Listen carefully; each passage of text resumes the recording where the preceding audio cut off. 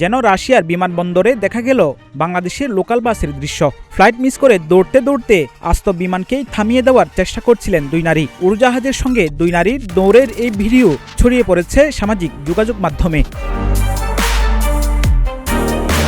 British সংবাদ মাধ্যম মেট্রোর প্রতিবেদন অনুযায়ী ঘটনাটি রাশিয়ার মস্কোর শেরেমেতিয়াভু আন্তর্জাতিক বিমানবন্দরের। নির্ধারিত ফ্লাইট মিস করার পর তারা টার্মিনালে ফিরে যাওয়ার বদলে সোজা রানওয়েতে ঢুকে পড়েন।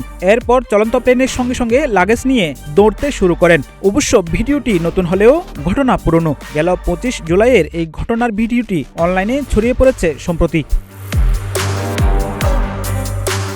ভিডিওতে দেখা যায় রাশিয়ার রাষ্ট্রীয় বিমান সংস্থা এরোফ্লোটের একটি ফ্লাইট উড্ডয়নের প্রস্তুতি নিচ্ছিল। বিমানটির অবস্থান বদলানোর সময় দুই নারী লাগেজ হাতে দ্রুত রানওয়ের উপর দিয়ে ছুটছেন। তাদের একজনকে উড়োজাহাজের দিকে বারবার হাত নাড়াতে দেখা যায়। ধারণা করা হচ্ছে তিনি কোনোভাবে পাইলটের দৃষ্টি আকর্ষণ করে প্লেনটি থামানোর চেষ্টা করছিলেন।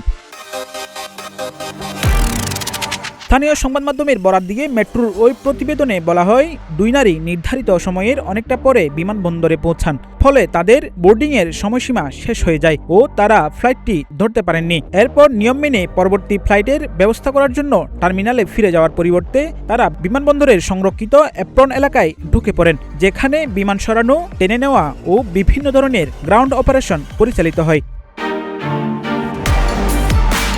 অবশ্য পরবর্তীতে তাদের রাশিয়ার ফেডারেল সিকিউরিটি সার্ভিস বা এফএসবির কাছে হস্তান্তর করা হয়। এদিকে রাশিয়ায় ফ্লাইট মিস করে কোনো যাত্রীকে উড়োজাহাজের পেছনে ছুটে যাওয়ার ঘটনা এবারই প্রথম নয়। চলতি বছরের মে মাসেও একই ধরনের একটি ঘটনা ঘটেছিল। সে সময় এক যাত্রী বিমানবন্দরের একটি বাথরুমে আটকে গিয়ে নির্ধারিত ফ্লাইট মিস করেছিলেন। পরে তিনিও বিমানবন্দরের অ্যাপ্রন এলাকায় দৌড়ে বিমান থামার চেষ্টা করেছিলেন। সে সময় 30 পাউন্ড জরিমানা করা হয়েছিল তাকে। ডেস্ক নিউজ, প্রতিদিনের বাংলাদেশ।